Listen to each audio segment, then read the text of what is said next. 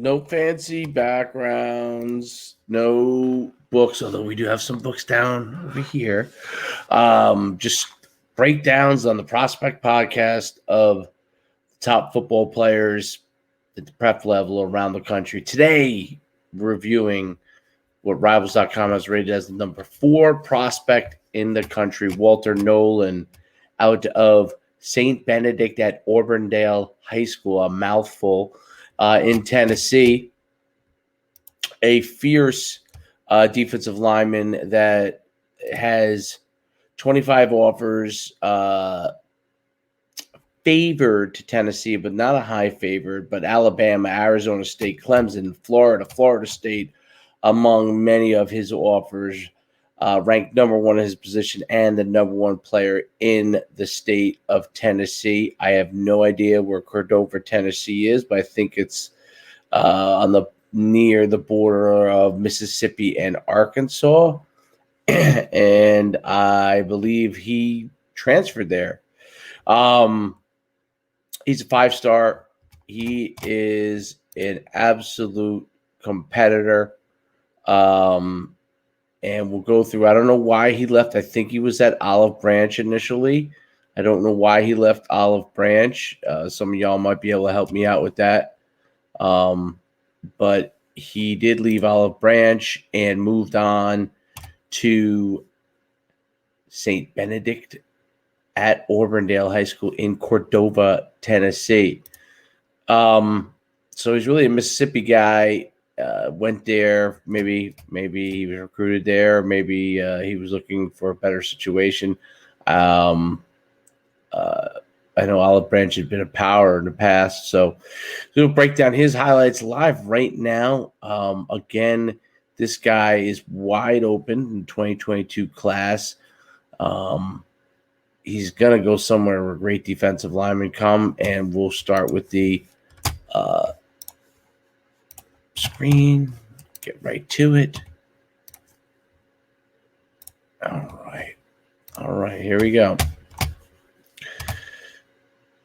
So right from the get-go, you'll see, I mean, he is physical. He's playing defensive end in the 30 front. You see this a couple times, ball come out. His get-off is real good. He's a huge defensive end. He could end up being a defensive tackle at the next level.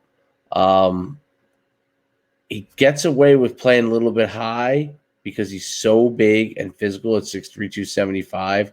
He's probably going to end up being a defensive tackle. But, I mean, oh, my goodness. That reminds me of Clowney when he just ripping right through. A little high on these kind of plays, but he's so quick and strong.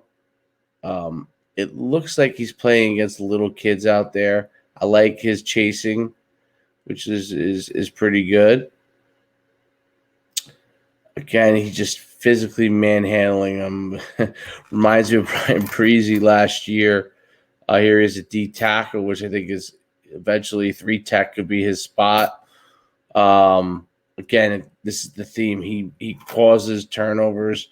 Wearing that number 9, explodes right through. He does a great job with his hands, and be able to get his hands on you first.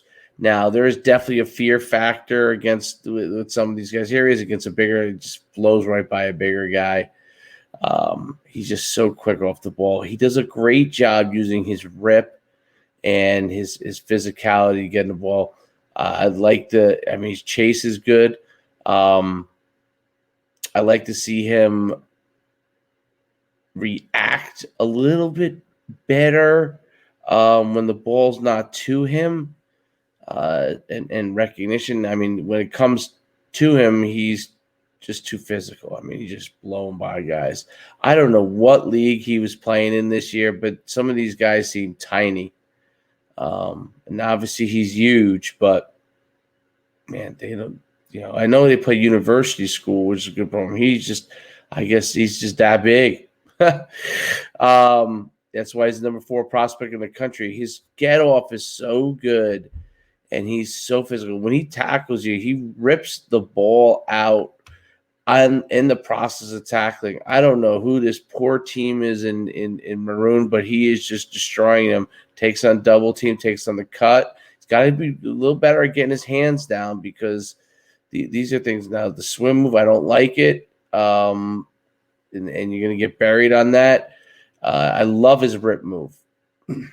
I mean, he swims, reaches over there. That's a much better swim move. So there, when he just reaches over and he's disciplined with his athleticism, oh man! And his hands are quick, and he just uses his hands to swipe guys by. I like his swipe.